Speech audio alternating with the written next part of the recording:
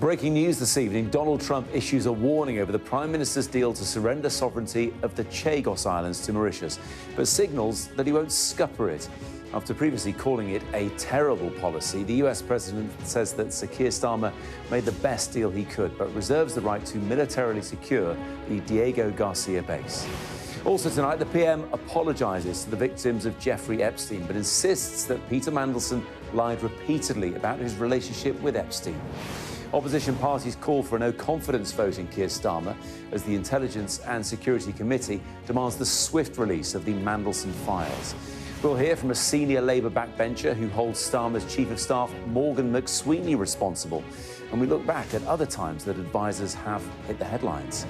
And as a poll suggests that 95% of people are aware of the Peter Mandelson scandal, we look at what makes a political story cut through with the public.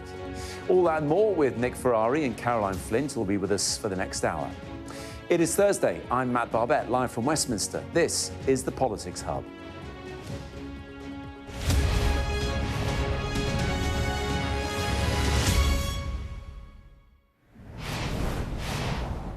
Good evening. First up, the US President Donald Trump has hinted that he will agree to the Chagos Islands deal, but issued a warning for if the agreement ever falls through. In a post on Truth Social a bit early this evening, around about an hour ago, the President wrote, "I understand that the deal Prime Minister Starmer has made, according to many, the best he could make.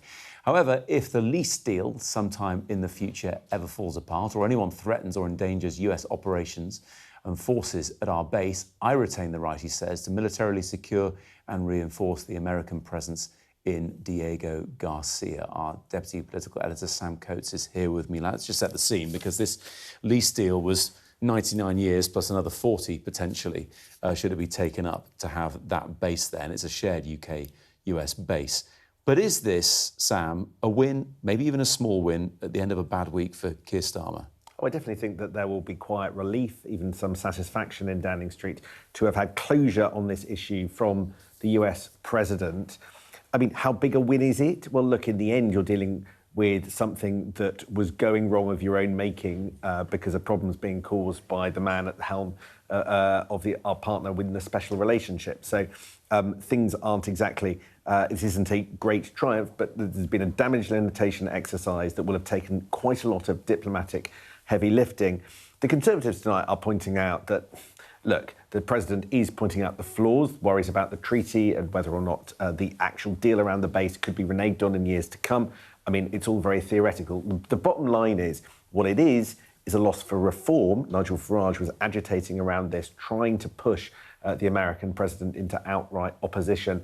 So all those opposition parties that want to rip up the deal tonight look like they've lost that fight. Sam, stay there. Let's bring in our duo for this evening, broadcaster Nick Ferrari and former Labour Minister Caroline Flint. Good to see you both. Caroline, what do you think? Look, I think the discussion about the Chagos Islands was going on before Trump came into power as the new president. It was happening under Joe Biden. And I think anything that was in discussion under Joe Biden, he always wants to try and stamp on it and say that's not acceptable. And there's, very strong words said. And then there's a moment of reconciliation. So I think it is really, a good outcome for Keir Starmer. And in some ways, what the President has said is, of course, they're going to be mindful of what's going to happen. Of course, they're going to want assurances. But that was all on the table before. He's maybe just read the brief and now has come round to the idea. I think, actually, Nick, what the President posts is, whatever happens, I'll do what I like if I need to. I want to take you to another American, if I can. I want to channel John McEnroe. You cannot be serious. If this is portrayed, as Sam says, as some kind of victory for the government, it shows the sort of 7 days of hell of which they have endured, the level of which I don't think we've seen for some time. OK, Trump has kind of come out and said, all right, and to Sam's point, I bet there's been a lot of diplomacy going on, but it shows you the sort of week they've endured, that they celebrate this. Give me a break. Well, give them, they're not they're not going out singing from the rafters after the week they've had. But, one of the problems is, and I'm sure we're going to get into that, the deal stinks. There have been a number of announcements, policy announcements this week. Domestic policy announcements are really important, but they've been eclipsed by what we're going to talk about Sure. on the show tonight. One of the most interesting things about this is the sheer amount of time Keir Starmer has spent on this deal, particularly in the weeks after he became Prime Minister. The oxygen that this actually not particularly... it doesn't have vital repercussions for every citizen in this country. It's taken up a lot of energy in the room. A lot of bandwidth. That is an interesting point, Sam, because there's been complaints about the bandwidth and, you know, bad news overshadowing good ideas, as Caroline would call them. But they didn't have to do this in the first place, a lot of people will argue. That is the argument of opposition parties. That was actually the argument of... however, that was not the argument of the preceding Conservative government that were kind of pressing ahead with this. And I think that's what gave Keir Starmer the comfort. He thought he could point to Rishi Sunak's government pressing ahead with it and predecessor governments. But in the end, when you make a decision, you own it, not your predecessor. Yes. That's what caught him out. Also tonight, after drama and rebellion in the Commons last night, Sir Keir Starmer today apologised to the victims of Jeffrey Epstein for making Peter Mandelson ambassador to Washington, D.C. He claimed that Mandelson, again, had lied repeatedly to him about the extent of that relationship, but faces growing fury inside his own Labour Party, directed at him and his Chief of Staff, Morgan McSweeney, for a lack of judgment in making the appointment in the first place. Our political editor, Beth Rigby, has more on this. Mandelson knew Epstein, but none of us knew the depth and the darkness of that relationship. Once the PM's man in Washington, now his gravest threat. He portrayed Epstein as someone he barely knew. Keir Starmer's decision to put Mandelson back into his government has left the PM fighting for his own political life. No one is above accountability.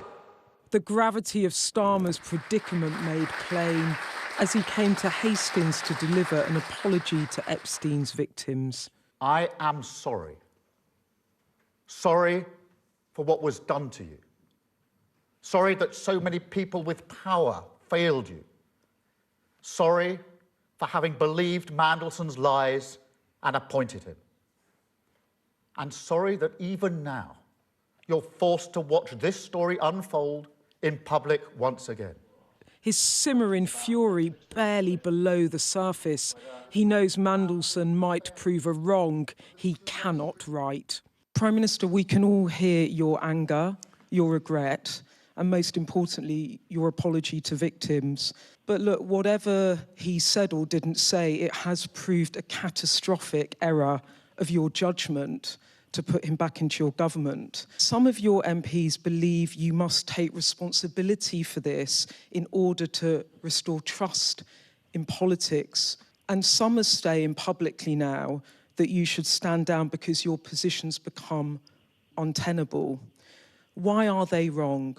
Well, Beth, as I've said a number of times, I regret the decision to appoint Mandelson as ambassador.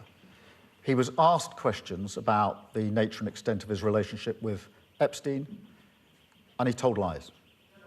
And Starmer's message to his MPs who think he can't go on? I understand their anger and frustration. They are angry about his association with Epstein, as am I. We must remain focused on what we were elected into government to do, which is to change this country for the better for millions of people.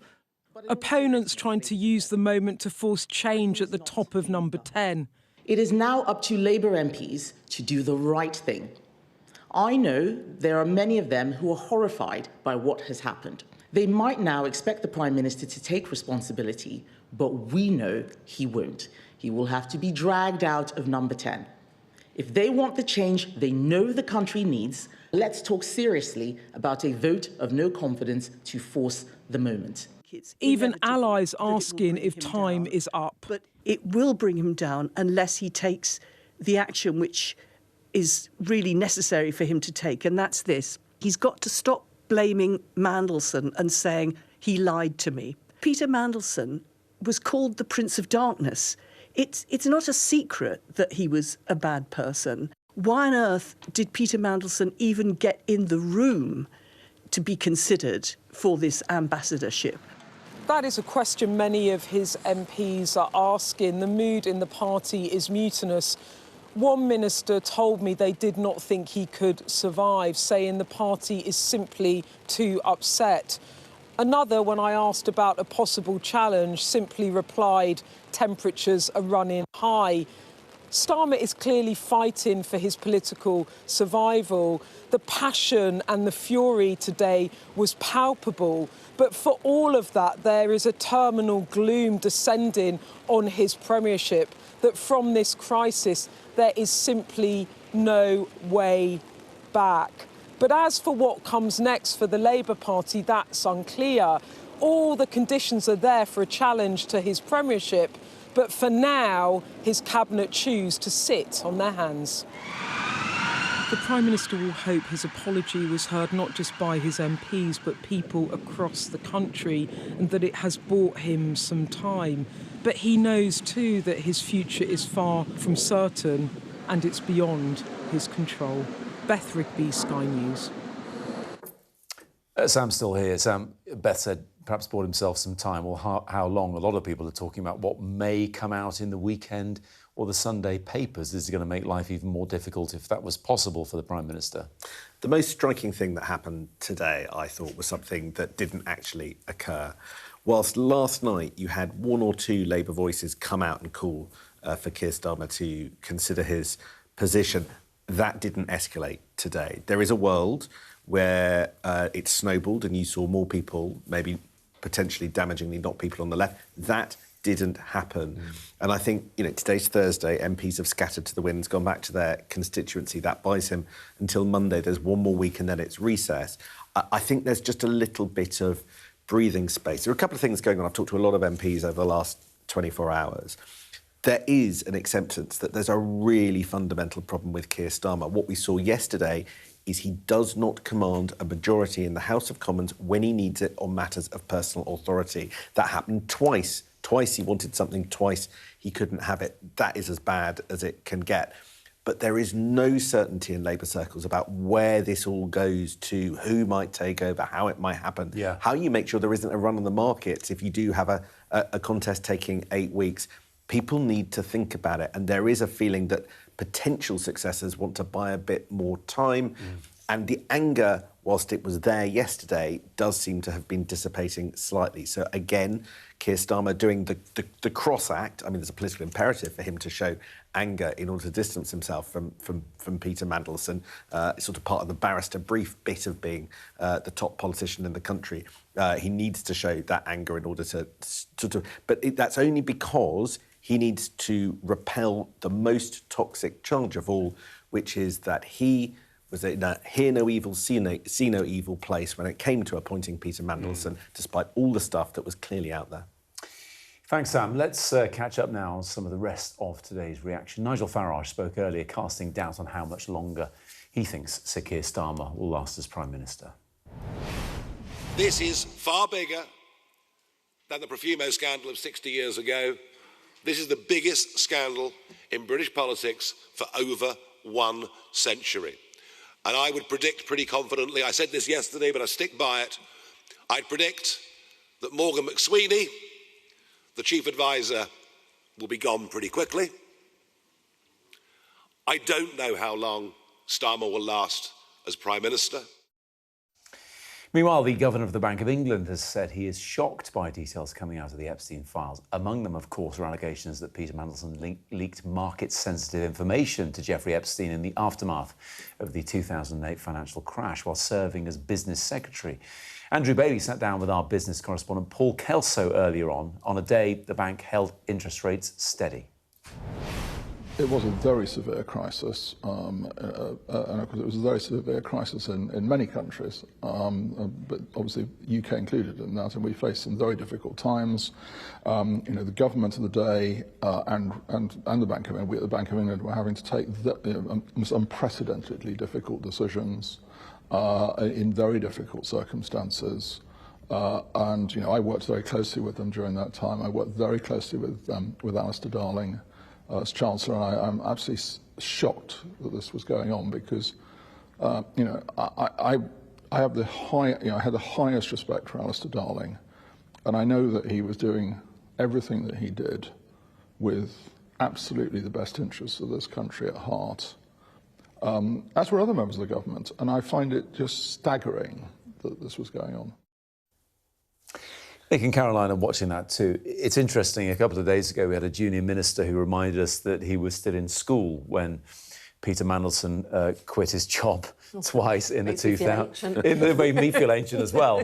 But we're all old enough to remember the banking crisis and the subsequent nightmare that many people suffered, and which is why the Governor of the Bank of England now sees this as so shocking. You remember that? Yeah, I was Housing and Planning Minister during part of that, because obviously huge impact on homeowners as well in terms of, you know, their savings, paying their mortgages and everything like that. Yeah. Lots of meetings with Alistair Darling, with Yvette Cooper, who was Chief Secretary of the Treasury, and looking at what we could do in different ways. So, you know, reading all these emails this past week and realising that, you know, all of us working so hard in really difficult circumstances, the man that was most trusted actually by Gordon Brown, who brought him in as his closest advisor, was basically selling us out and betraying the country. Nick, the economy hasn't really got back to where it was prior to that financial crisis, 18 years later. Yeah, I mean, coming to Mandelson, it's almost like, isn't it, the Winter Olympics that start tomorrow and the World Cup, they come round every 4 years, isn't it, that Peter Mandelson has to go for a job? No, they haven't. Perhaps not another 4 years. Not another. I sense even Lazarus, I think there will not be another comeback. We're talking on the day, remember, that unemployment has reached an 11-year high. We know that by almost every economic indicator this government is failing. This is the pressure that's being heaped on. Quite rightly, journalists, everyone else, commentators are focusing on this, but there is a whole batch of other problems that at some point he needs to confront. And he needs to and I see you nodding, and you've far greater experience than I. He needs to get out from under this, and if he's going to restore any faith in this government, Caroline, he needs to start addressing those issues that these viewers are more concerned about than what might have happened in Washington. No, look, I agree. I mean, in the last week, you know, there's a lot of things happening, obviously talking about the unemployment figures, but there are other stories as well that the government has wanted to get on the front foot on. Yes. The National Cancer Plan. Today, the Pride in Place, supporting some of those towns and communities around there. Nobody's listening. Even coming back from his tour in China and Japan, Monday had a statement on that. Nobody interested in what the outcome of that has been. This has just dominated everything. And it's not going to get any easier, to be honest, because, you know, we're going to have the release of the papers. The Intelligence Security Committee, which I also used to sit on, is going to be... Yeah, I did. I sat on that between 2017 and 2019. Okay. So they will be looking in depth at some of those ones that are around our national security. So how long do you think it'll take? Having sat on that committee? Yeah, come on.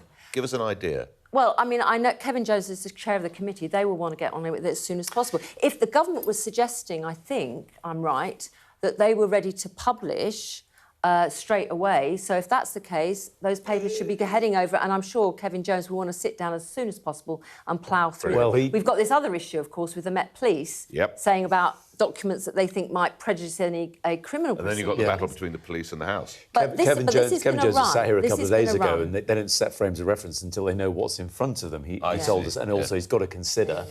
They've got the consideration of sub judice with the police as well and their criminal investigation. It's interesting, Caroline, something you said about, you know, he was second only to Gordon Brown. This would have come out at some point, and if he hadn't been made US ambassador, then there'd be more questions for Gordon Brown and what happened back then, and people would be racking their brains thinking, how come we didn't spot this? Yeah, no, exactly. And I mean, I imagine that, you know, part of the reason that Gordon, I think last September, asked the Cabinet Office to look into this is probably he and friends of Gordon were saying, hang on, is there more to come on this in terms of Peter Mandelson's dealings with Epstein, this guy who was connected to JP Morgan, very, very influential financial supremos around the world, and probably wanted to say, hang on, I'm mindful of this and get ahead. The issue there is then for the Prime Minister, Keir Starmer, you know, given that he has said that he knew that Epstein stayed in the apartment whilst in Epstein's apartment whilst he was in jail. Why wasn't they on top of it in a way to ask more questions? That is a vitally important question, isn't it, Nick? Yep. It's about the advice. Yep. We'll find out in due course when these papers are eventually published and they've been through the committee that Caroline used to sit on. Yes. but whether he's listening to the advice, ignoring it, or trusting people to make the decision on his behalf. And I think we're going to talk about Morgan McSweeney, the Chief of Staff, because everyone seems to be focusing on him. Is he going to be one of the first sacrificial lambs? Because where I think Kemi Badenoch, and you'll have your views, but I thought she had an absolute stormer yesterday, because her third question, did you know about the fact that that Mandelson still knew Epstein after the conviction? That, for me, that was the one that nailed it. But as Caroline said, people had inklings about this guy long before. But he defended him, Matt. Yeah. The Prime Minister defended him, and that speaks to his decision-making and his judgment, which has always been open to question. And with respect, his political antennae, which I don't think is particularly finely tuned for a man who is a Prime Minister. It's not good enough. Yeah. He has to answer for that and explain himself. But do you think it's good enough? Well, I think if you had I can remember going back to the 2019 general election when Emily Maitlis did that interview with Andrew Mountbatten Windsor, obviously Prince Andrew at that time. Yep. What came out of that about the questions that were left unanswered about his relationship to Epstein. Therefore, I would think anybody in any other walk of life who had someone you were seeking advice from, who had some connection to Epstein, you'd be a bit worried about what would come out. Yeah. And so we had this happening. It's followed the royal path, and now it's come back to Peter Mandelson. And again, I think not only are they going to see sort of official documents, the vetting documents, and there are questions, I have to say, about the worth of that and how probing they were. I mean, I want to know if Peter Mandelson was absolutely grilled within an inch of his life about all of this. And then they will also have, presumably, emails that were going back and forth between various people in Number 10 as well. So this is going to continue. And then in the midst of all this, we might have another dump of emails that come out and give us even more. But this is very true. We weren't expecting it's going to go on for a long time. And that's the problem for the government, getting out from under this. And it's going to be difficult. I wish we could go on for a long time, but we've got to go to a break. You're watching the Politics Hub. Coming up in a moment, after days of drama for Keir Starmer's government, I'll be speaking to a senior Labour backbencher about the current mood in the party.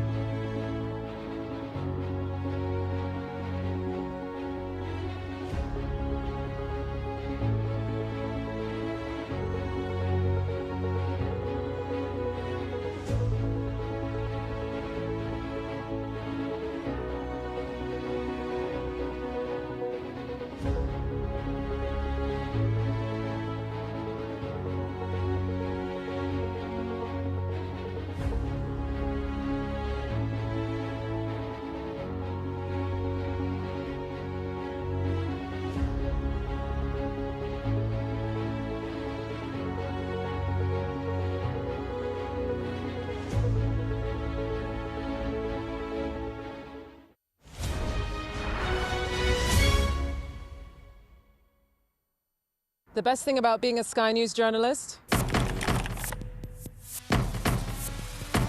They call him the king of the jungle. Being a Sky News journalist. Yusra Al-Baghir has this report. And this is what's left of it. As a woman of colour, how did the Harris campaign speak to you? People risk their lives to speak to us for this report. Mr. Zuma, Sky News. We're trying to see as much as we can.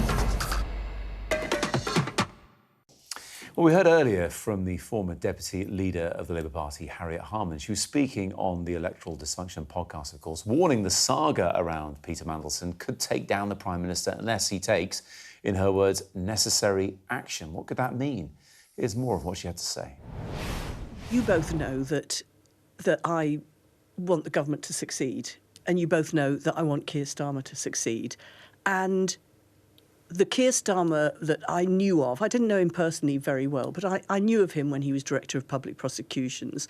And if you'd asked me what he stood for, I would have said standing up for human rights, standing up for victims, standing up for women and girls, standing up for decency and honesty. That's what I would have said. And yet what he's got... Right, so... And yet he seems to have drifted so far away from those values in appointing Peter Mandelson to be the UK's representative in the US. Now, Peter Mandelson was called the Prince of Darkness. It's not a secret that he was a bad person. And although the degree of awfulness with all the emails is disclosed, you know, a lot of people have been saying, well, how can something be both astonishing but also completely predictable at the same time? And I don't think there's any point Keir Starmer being angry with Peter Mandelson. I think he's got to be reflective about himself. Why on earth did Peter Mandelson even get in the room to be considered for this ambassadorship when so much was known about his bad character? He should not have even been considering him for that post, let alone believing his denials. And I think that it is very, very serious for Keir Starmer because it goes to the values of the government. And people, I think, are entitled to have a government that they can believe in, that they can believe shares their values, that is honest and acting in the public interest. And this really challenges that. So that's why I think it is so serious for Keir Starmer.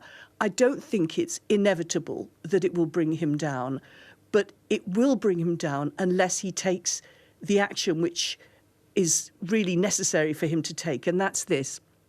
Firstly, he's got to stop blaming Mandelson and saying, he lied to me, because actually he should never have been considering him in the first place. And to say he lied to me makes it look weak and naive and gullible.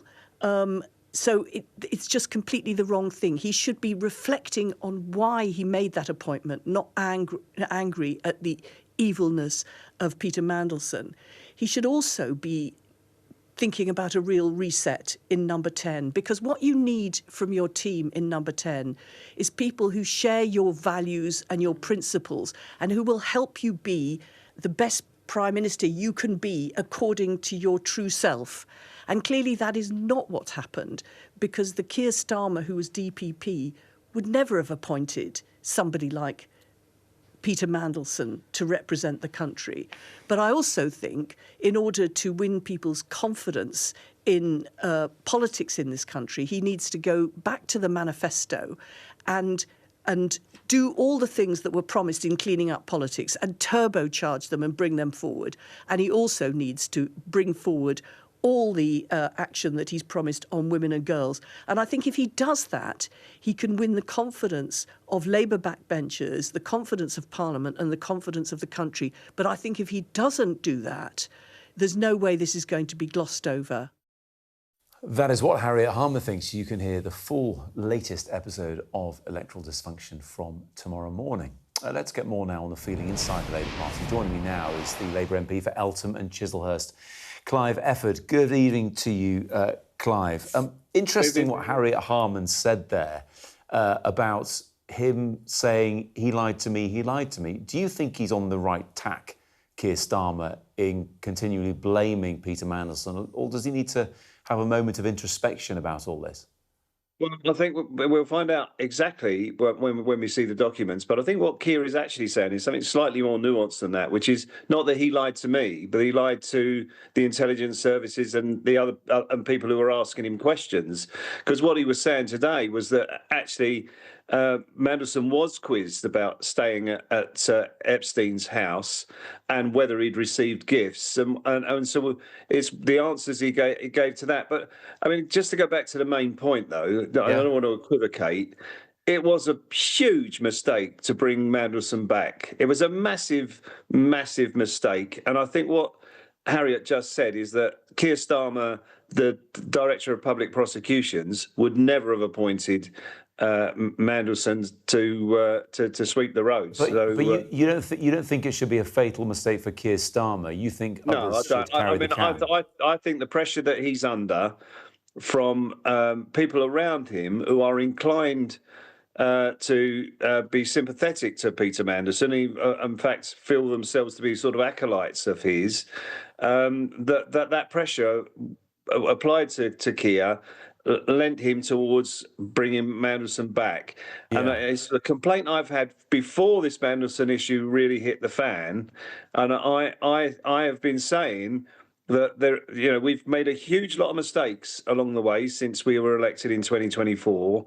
We've done some fantastic stuff in government, but we've made some huge mistakes. The winter fuel payment pit, the rows that we've caused ourselves that detracted from the positive message that we should be getting across. This has got to end. Something has to change in Number 10, and Keir has got to do it. I know you didn't name names there, Clive. You were talking about Morgan McSweeney, who, after all, a lot of people credit with actually helping you win the election in the first place. I've known Morgan for many, many years, and I had many conversations with him.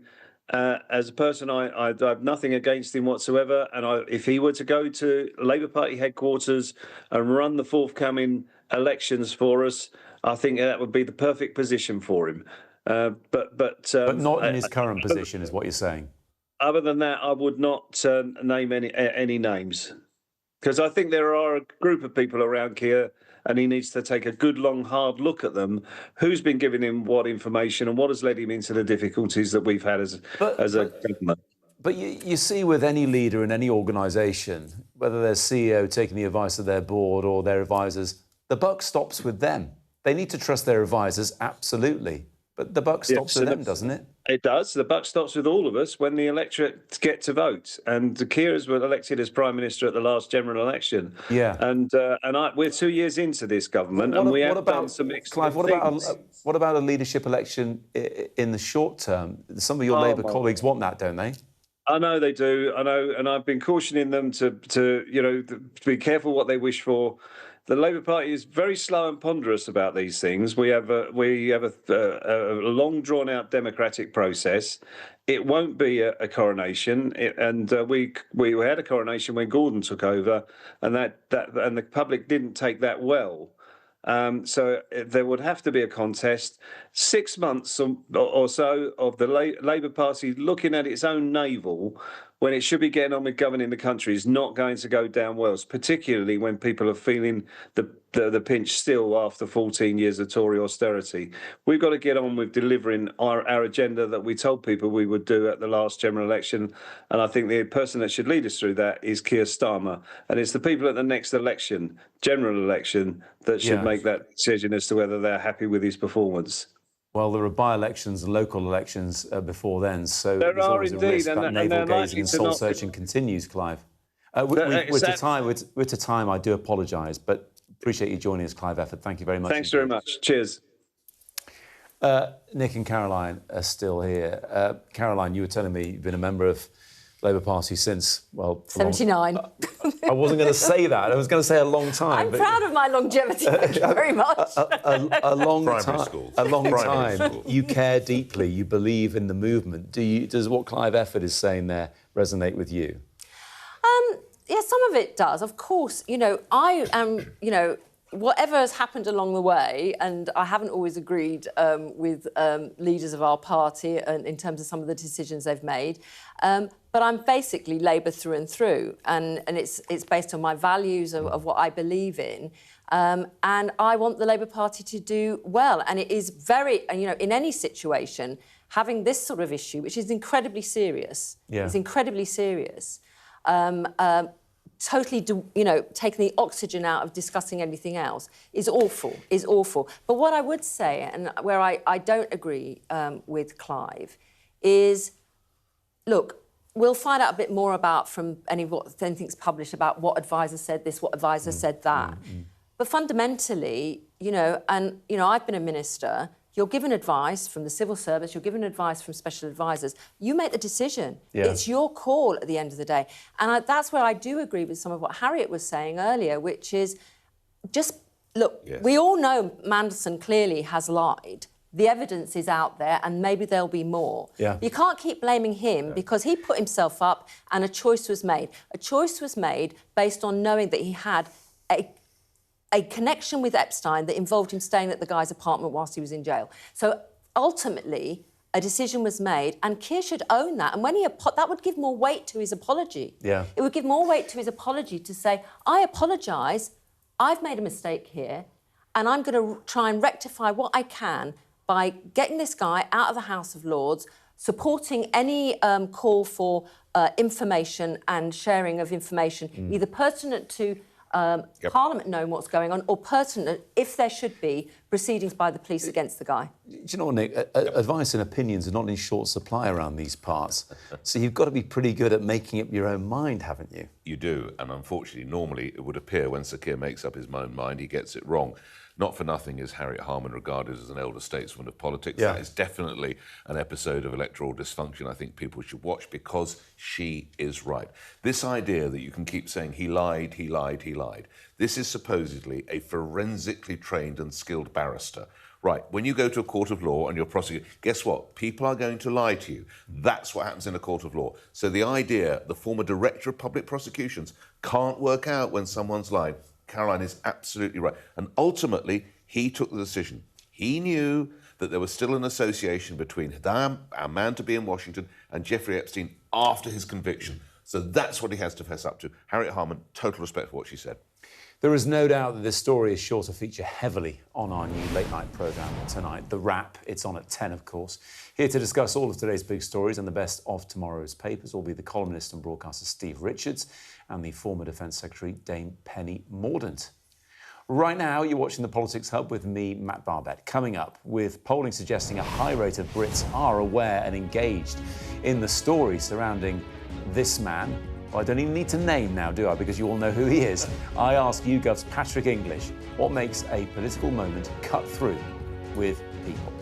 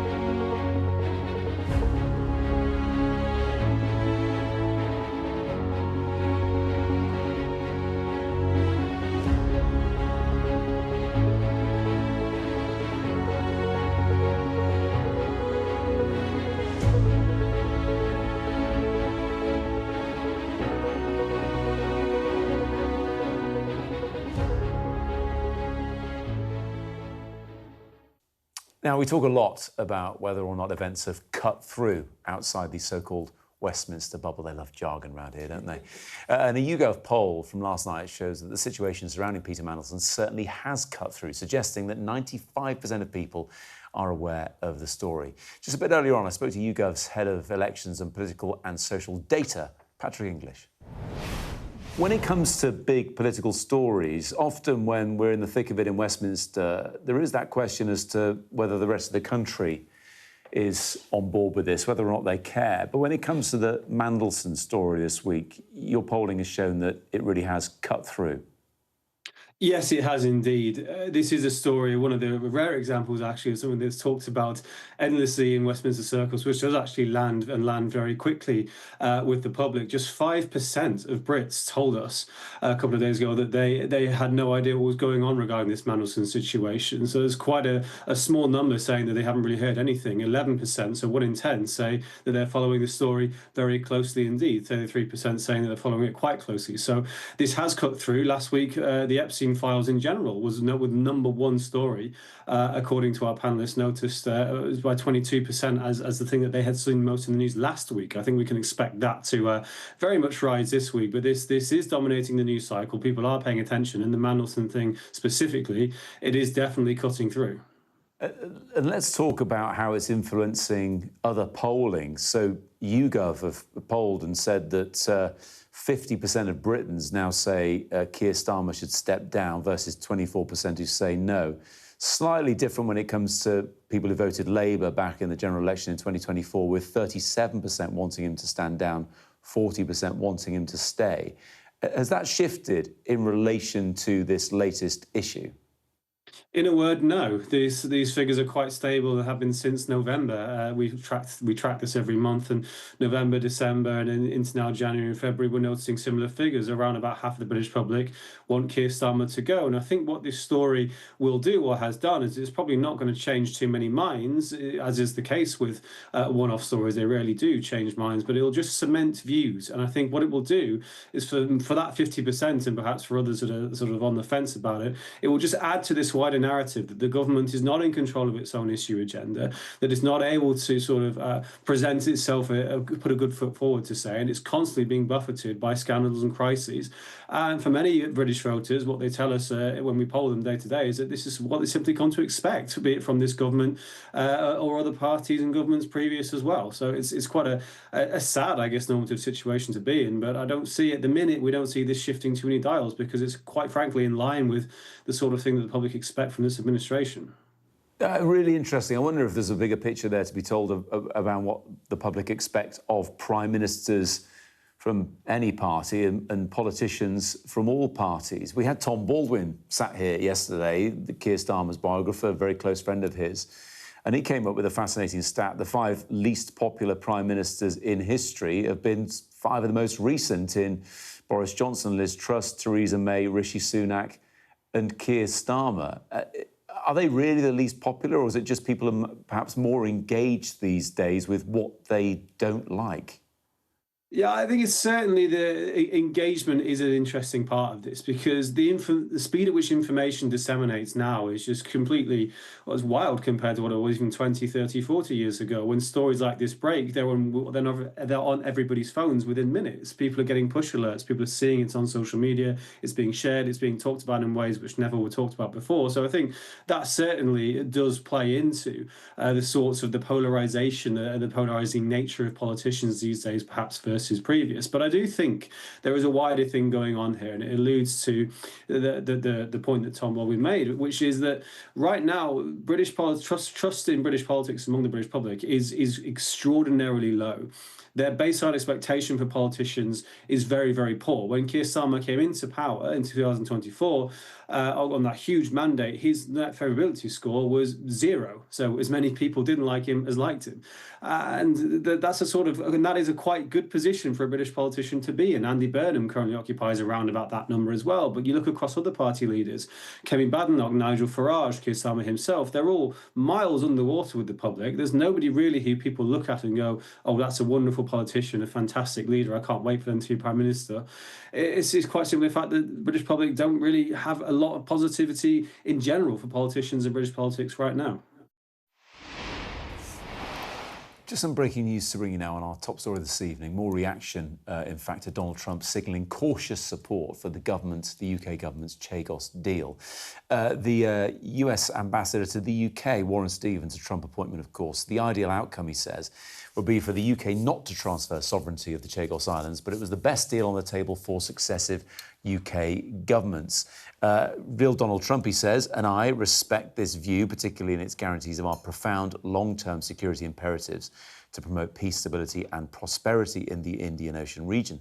As the President emphasised, the US retains the right to maintain and to reinforce our security interests on Diego Garcia, the island in the Chagos, if needed in the future. So that reaction from Warren Stevens, the American ambassador to London.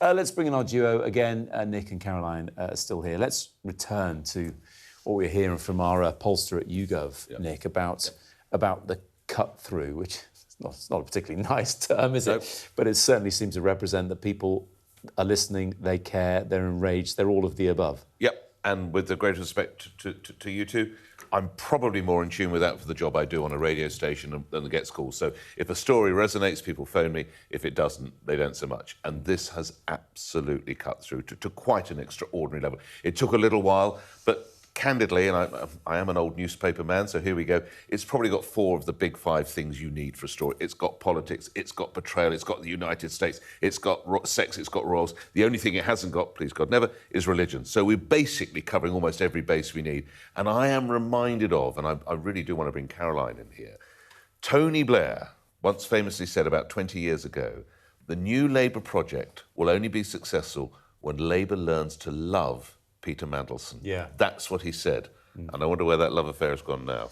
Well, it's gone down to the funny, isn't it, really, basically? I mean, yes, I mean, it's... I think Neil Kinnock said something similar along those lines as well about Peter, and it's always been that sort of situation. You know, he's like Marmite, really, in that respect. And I don't know, at the time I was, before 97, there was a lot of changes happening in the party.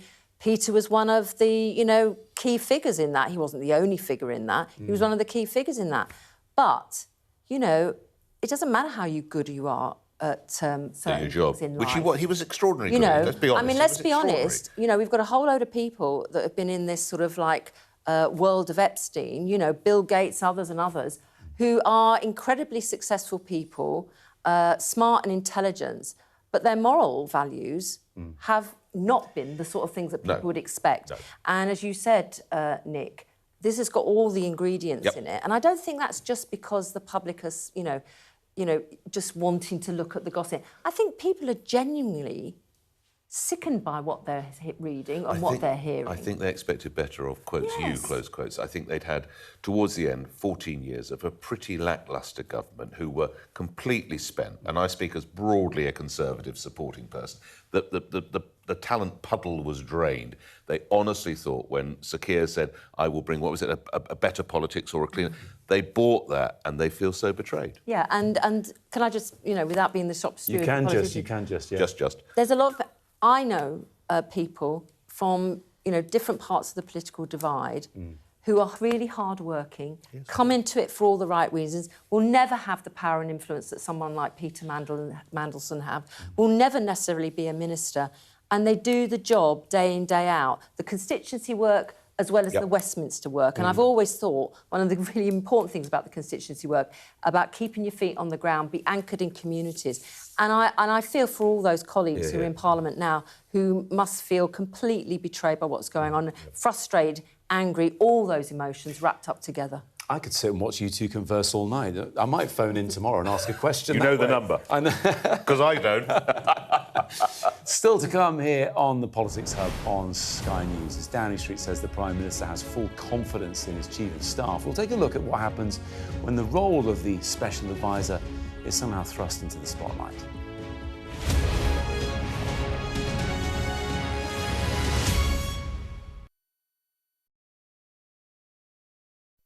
Sky News has been given exclusive data showing every Palestinian who has been killed in Gaza since the war began. Our analysis of this pattern in the killings suggests that entire families were wiped out in their homes or shelters.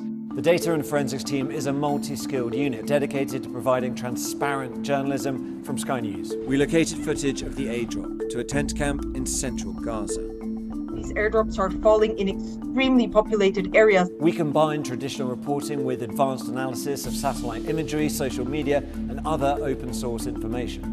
Now, this is just one of the strikes and incidents we've been able to geolocate across Gaza. Sky News has found Nazi speeches and marching music have been used as background sound on tens of thousands of TikTok videos as far-right groups try and spread their message.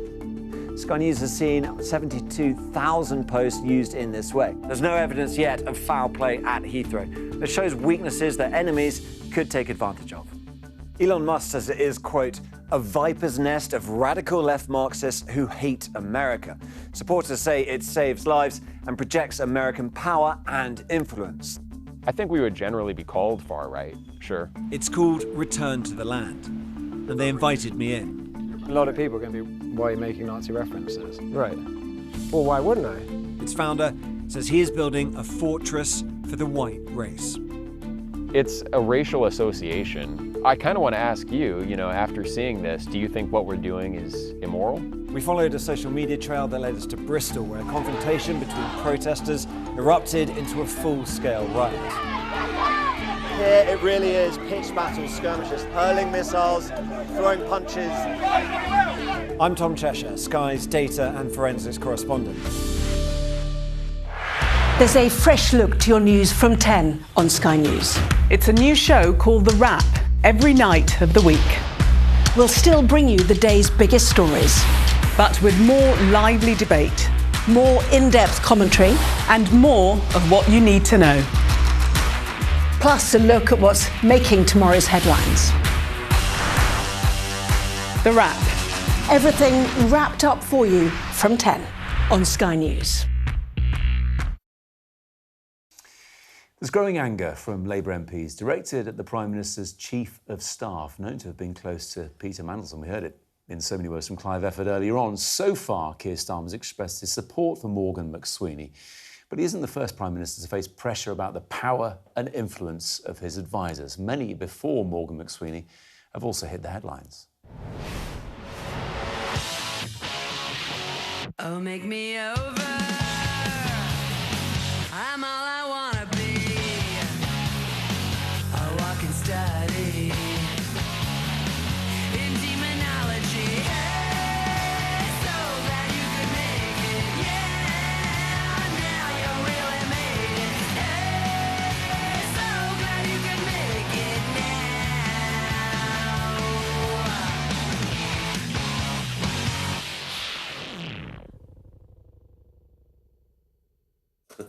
That last effect is what your eyesight looks like if you drive to Barnard Castle. Well done. By the way, let's bring in our chief political correspondent, John Craig. Nick and Caroline still here, of course. You remember all of them. That was like a who's who, and you were just listing off the names. And what a motley crew it was. Labour and Conservative there, yes. There was, Andy Coulson. He had to go. He was David Cameron's press officer. He was former editor of the News of the World. Yeah. Alistair Campbell had a Fleet Street career, Mirror, political editor. He was always a great propagandist when he wrote for the Daily Mirror, of course.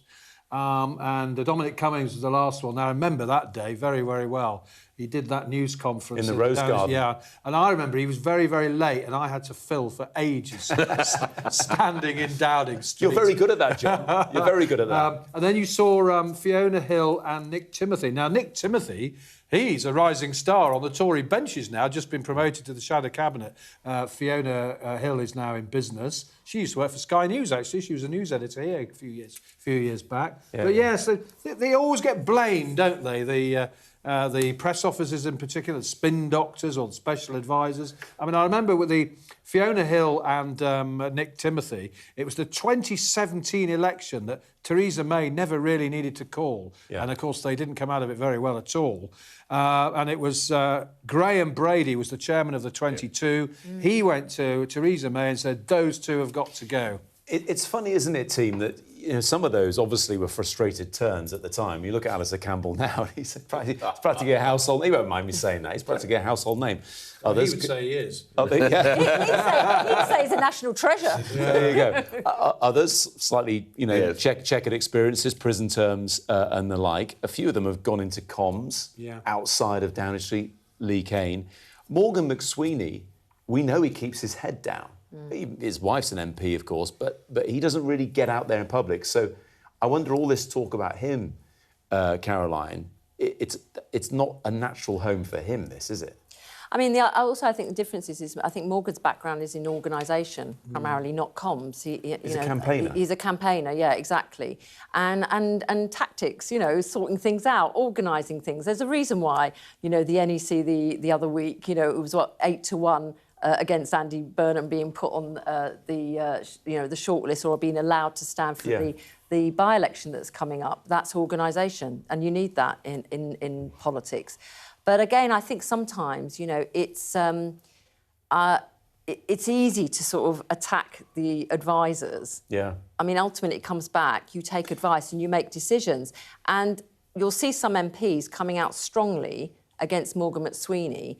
That's a way of them really saying they want to go for Starmer. Yeah. And he's just a useful vehicle to get that message across. Very quickly, Nick, whether you're an advisor or even a journalist, if you become the story, then it's bad news. Absolutely. I think there's the Alistair Campbell rule. I can't remember how many days, but if you are, you have to go. I think this speaks to the remoteness of the job. Let's spare a thought for the Prime Minister. He was through China, he was through Japan, he's got all this going on. He never actually talks to real people. He relies on people, whether it's Morgan now, whether it's Andy Coulson, whoever it might be, and that is where the advice comes from. If the Prime Ministers could get a little closer to the people now and again, they might not find themselves in these holes. Appear on your phone-ins, you mean? Appear on... I'm always there, John. You know that. I'm ready for any of them. I'm happy to take the calls. You've had Wes Streeton on a few times. Wes goes down very well, I have to say. Wes goes down very well. Always got to keep an eye on what might be a life after Westminster, perhaps. Really appreciate you both joining me. Nick Ferrari, Caroline Flint, thank you very much indeed. John,